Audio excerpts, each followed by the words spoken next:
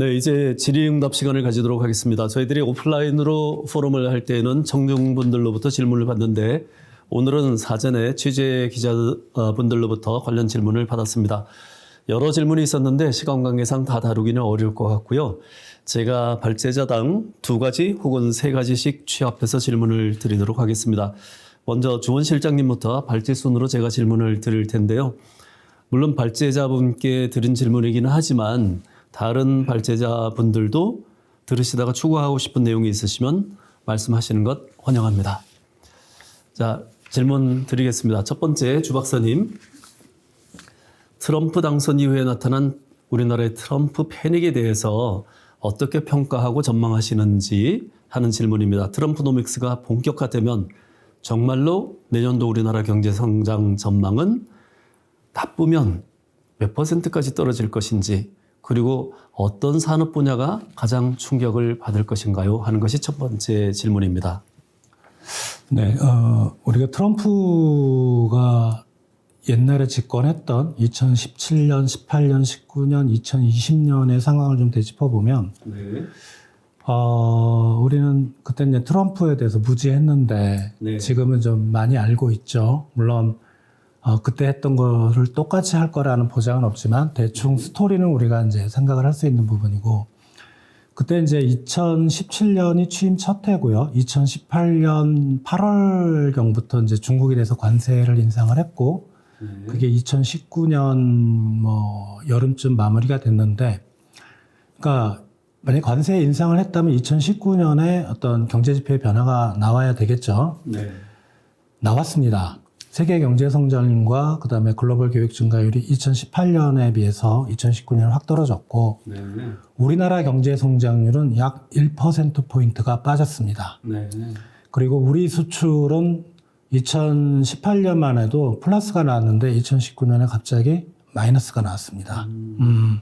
그런 걸 생각해 볼 때 트럼프 노믹스, 특히 이제 관세 인상 쪽에서 분명히 한국 경제가 엄청 어려워질 거다라는 이제 논리를 세울 수가 있는데, 다만 그때 상황을 보면은요, 브렉시트 이슈도 있었고, 네. 그리고 중국 경제가 갑자기 좀 경착륙하는, 그러니까 부채 구조 조정이 좀 필요했거든요. 이제 그런 부분을 생각할 때 그때 우리나라 경제 성장률과 수출이 그렇게 침체된 게 반드시 트럼프 때문만은 아닐 수도 있다. 네. 그런 생각인데, 뭐 이론적으로나 직관적으로 봐도 분명히 관세 인상을 하게 되면 우리는 수출로 먹고 사는 나라이기 때문에 그거는 상당히 좀 어려움에 처할 거라고 생각을 하는데, 아까 발표에도 있었지만 2025년 한 해만 놓고 보면 트럼프노믹스의 효과는 그렇게 크진 않다. 왜냐하면 상당한 절차가 필요하거든요. 그런 네. 정책들이. 그렇지만 이제 금융시장을 중심으로 해서 우리가 텐트럼이라고 그러죠. 네. 네. 발작은 일어날 수 있고 그런 것들이 실물 경제에 악영향을 미칠 수 있을 것 같고요. 오히려 2025년에 한국 경제나 우리나라 산업 쪽에서 불안 요인은 트럼프보다는 이제 글로벌 수요가 좀 둔화되고 있다. 네. 그리고 이제 특히 신재생 에너지라든가 이런 좀 신산업 쪽에서 최근에 우리 2차 전지가 안 좋았던, 전기 자동차가 안 좋았던 이걸 캐즘이라는 용어를 쓰는데, 네. 그런 쪽에서의 어떤 좀 움직임 이런 것 때문에 우리 산업군에서는 그런 게 좀 안 좋을 수 있고, 저처럼 얘기하는 사람은 없는데, 저는 만약에 주가, 실적, 수출 이런 걸로 볼 때 내년에 가장 안 좋은 산업은 메모리 반도체 업종이 아닐까. 일단 이유가 뭔가요? 최근에 반도체 가격이 꺾이는 모습, 네.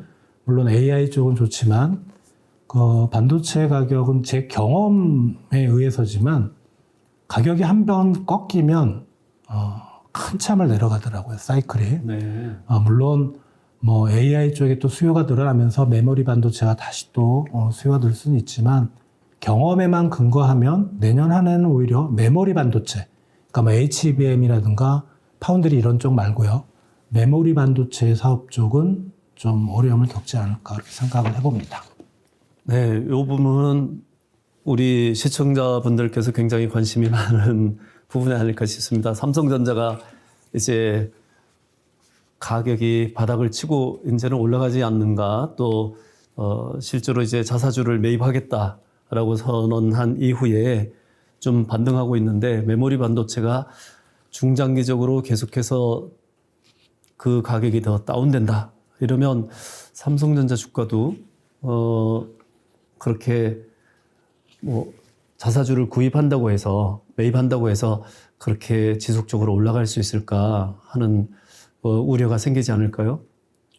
아무래도 뭔가 좀 특단의 조치는 필요할 것 같아요. 네. 반등시키기 위해서는 아무튼 실적이 그렇게 좋아질 여건들은 네. 많이 보이지 않고 있다. 그런 생각을 좀 가져봅니다. 아까 주 박사님 발표 중에 보면 트럼프가 당선되면 중국에 대해서는 60% 관세를 때리겠다 했는데 다른 나라들은 뭐 일반적으로 한 10%까지 올릴 수 있다. 쉽지는 않겠지만 이런 내용이 있었습니다. 그렇다면 중국이 우리나라 시장을 대체했던 것을 우리가 뺏어오는 차원에서 우리한테 더 좋아지는 그런 영향은 없을까요? 트럼프 일기 때도 이제 그런 얘기가 있었거든요. 중국 국산 제품에 대해서 3%에서 20% 수입품을 올리면 네. 미국 시장에서 중국산 제품 대신 한국산 제품이 많이 팔리겠다. 네. 근데 실제로는 거의 없었고요. 네. 물론 이제 그때는 주력 산업 구조가 틀렸죠. 네. 다만 이제 최근에 미국 시장에서 뭐 배터리라든가 그 다음에 가전이라든가 이런 쪽에서 한중간에 좀 경합도가 높아지는 측면은 있지만 기본적으로 예, 미국 시장에서 주력하는 제품군은 좀 많이 차이가 나는 것 같아요. 그렇다면 큰 효과는 없지 않을까라 생각이 됩니다. 아쉽네요. 한 가지 질문만 더 드리도록 하겠습니다. 미국이 이제 얼마 전에 환율을 우리나라를 이제 환율 관찰 대상국으로 다시 지정을 했었습니다.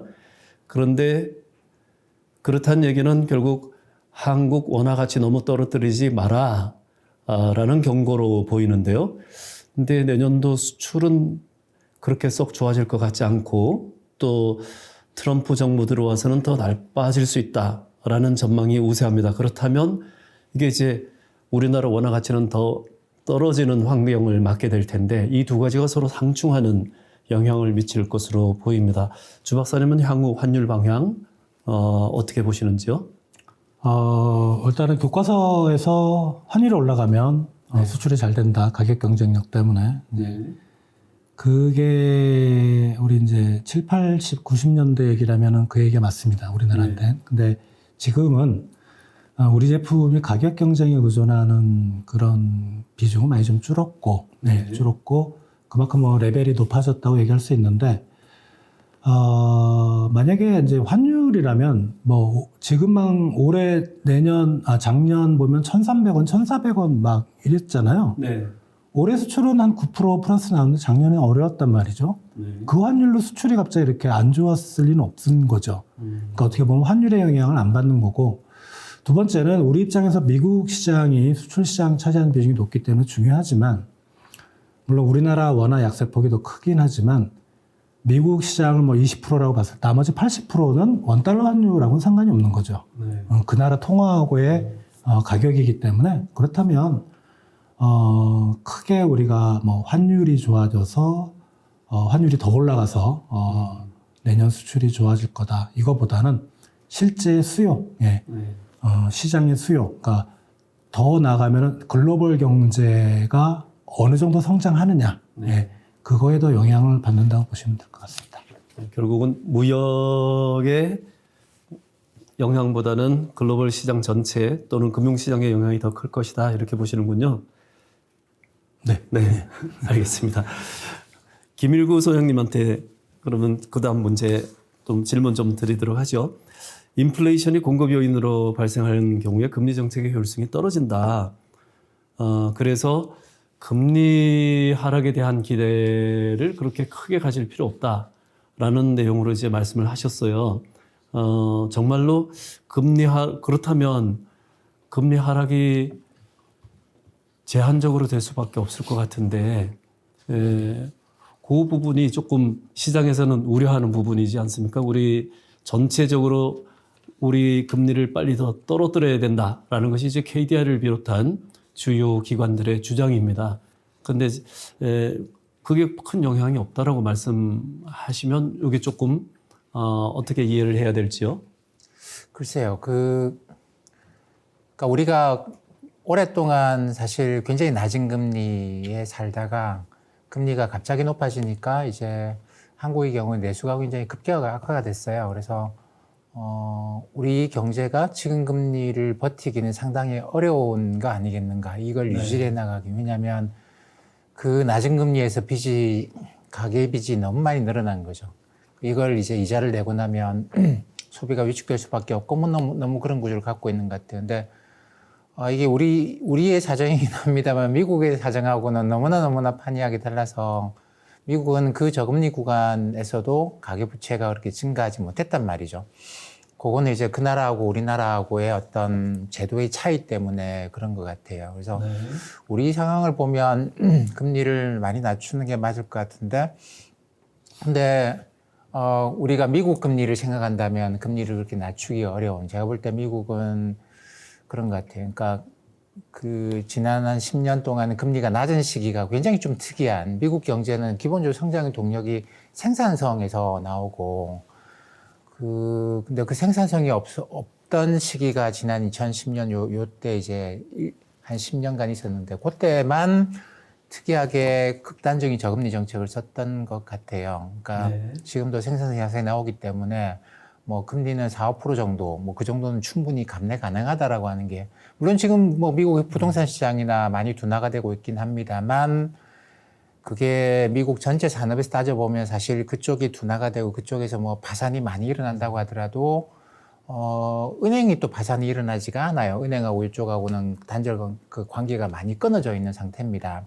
그러다 보니까 미국은 고금리를 계속 가겠다라는 입장이에요. 그러면 우리는 거기서 이제 얼마나 금리를 낮출 수 있는가가 관건이 되고, 이 가계의 이제 부담을 얼마나 낮추면서 소비를 끌고 갈 것인가가 관건이긴 한데, 우리나라가 한국은행 기준금리를 이렇게 낮춰가면서 경기를 부양하겠다고 덤벼들 가능성은 제가 볼 때는 굉장히 낮고, 이거는 뭐 환율이나 다른 미국과의 경제관계 이런 걸 생각해 보면 이거 굉장히 위험한 디커플링 정책이거든요. 그것보다는 다른 정책, 그러니까 표가 잘 안 나지만 기준금리 말고 다른 정책으로 이 내수의 비축을 좀 방어하는 수준이지 기준금리를 그렇게 팍팍 낮춰갈 것 같지는 않아요.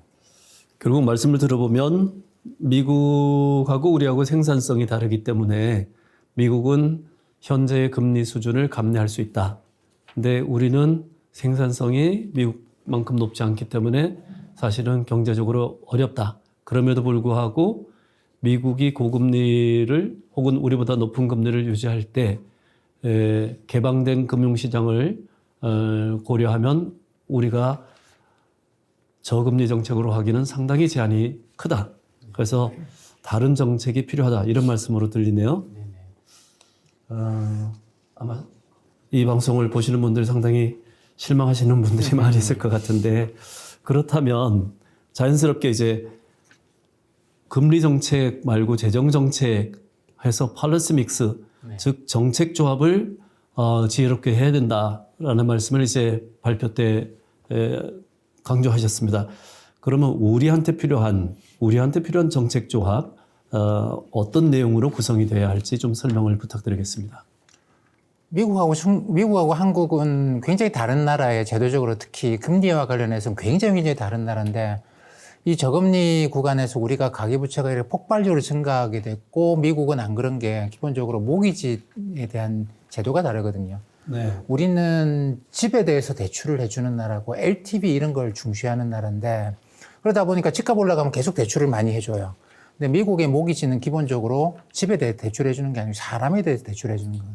그러니까 그 사람의 소득을 보고 대출해 주기 때문에 집값이 올라간다고 해도 대출이 증가할 수 없는, 왜냐면 이 사람이 소득이 거기면 상환 능력이 흔히 말하는 DTI 이런 거가 중심이 돼 있죠. 그러다 보니까 저금리로 집값이 올라가더라도 여기는 대출이 안 들었고 가계부채가 증가하지 않았단 말이죠. 근데 우리는 폭발적으로 증가했거든요. 이런 식으로 차이가 있습니다. 지금도 마찬가지로 이 차이를 갖고 우리가 생각해 볼 수밖에 없어요. 그리고 또 차이가 뭐가 있냐면, 우리나라는 금융감독원이 통합감독원입니다. 그렇기 때문에 은행도 금감원이 감독 권한을 갖고 있어요.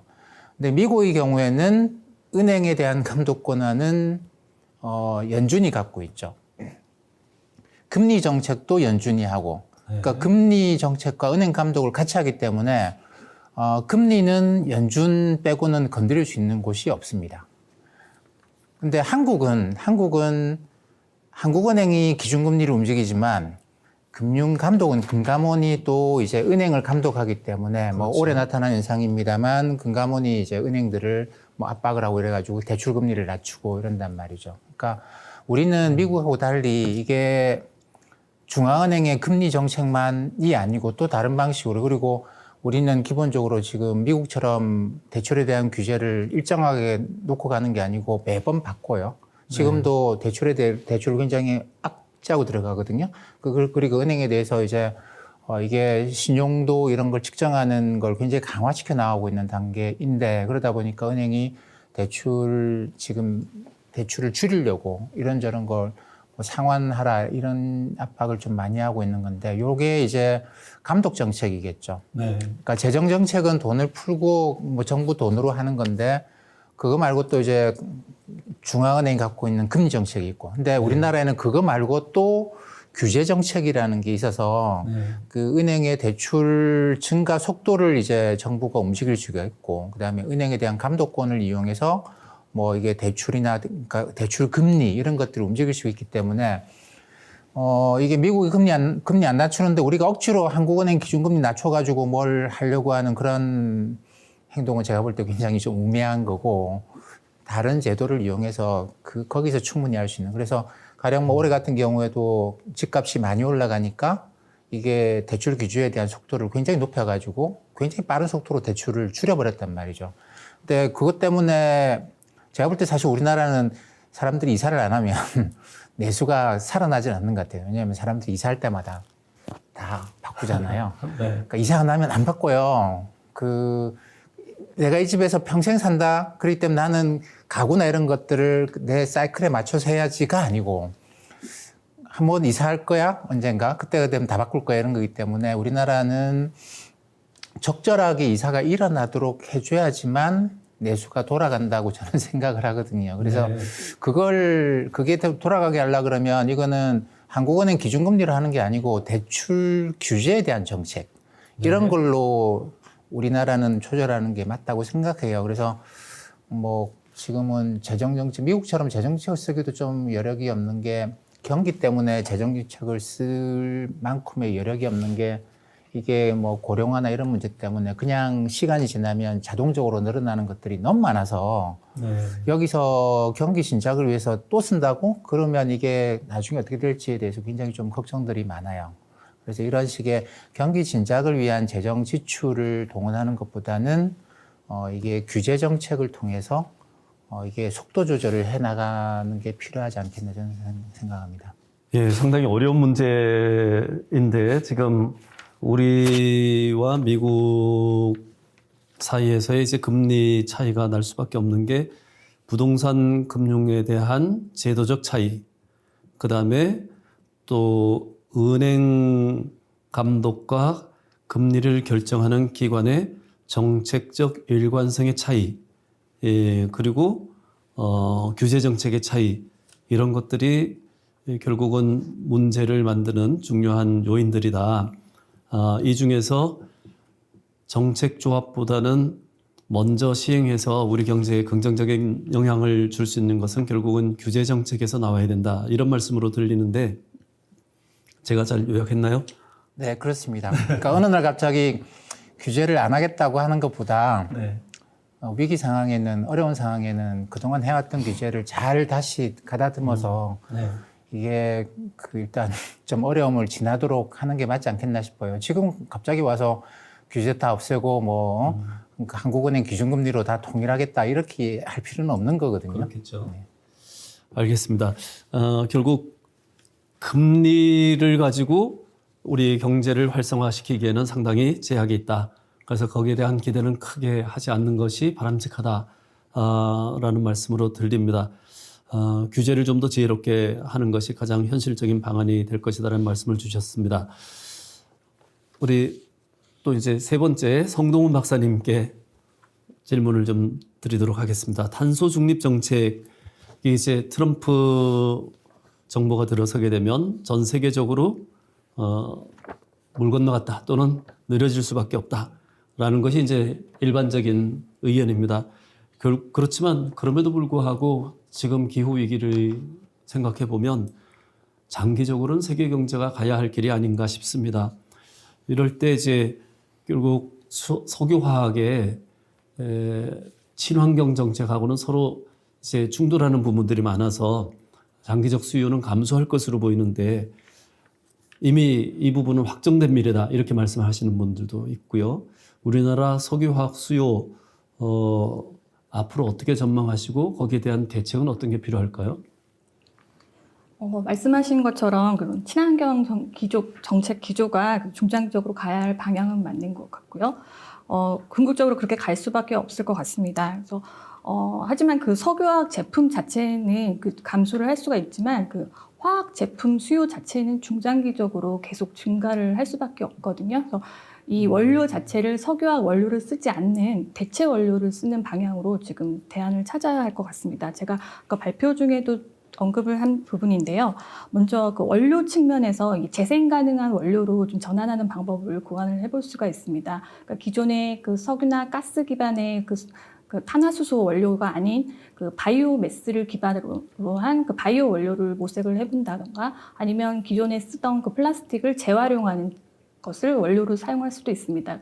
현재 그 재활용의 경우에는 물리적 재활용과 화학적 재활용이 있는데 최근에는 그 물리적 그 재활용이 그 많이 지금 더 용이하기 때문에 지금 많이 이루어지고 있지만 중장기적으로 좀 도입돼야 되는 바람직한 그 재활용은 화학적 재활용이라고 생각을 합니다.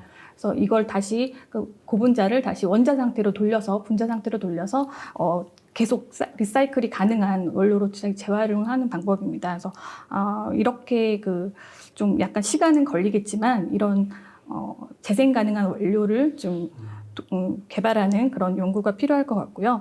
두 번째로는 이 공정 과정에서 그 탄소 배출을 좀 낮출 수 있는 방법을 좀 연구를 해야 될 것 같습니다. 그래서 요즘에 그 CCUS에 대한 얘기도 많이 나오고 있는데요. 이런 석유화학 공정에서도 이런 CCUS 기술을 도입할 수 있는 방안을 좀 많이 연구를 해볼 필요가 있고요. 선진 그 화학 기업 같은 경우에는 사실 이 공정의 그 연료를 석유 대신에 그 전기로 사용하는 그 전기로에 관한 연구도 지금 활발히 진행을 하고 있습니다. 그래서 우리 기업들도 이 부분에 대해서 그러니까 원료와 공정 측면에서 탄소 집약도를 낮출 수 있는 방법을 좀 연구를 해서 그런 관련된 제품을 생산을 한다면 중장기적으로도 이런 친환경적으로 신사업 기회도 창출을 하고 성장 동력으로 다시 좀 가질 수 있을 것으로 기대를 하고 있습니다. 예, 아까 발표 드리면서 저는 사실은 굉장히 걱정을 많이 했거든요.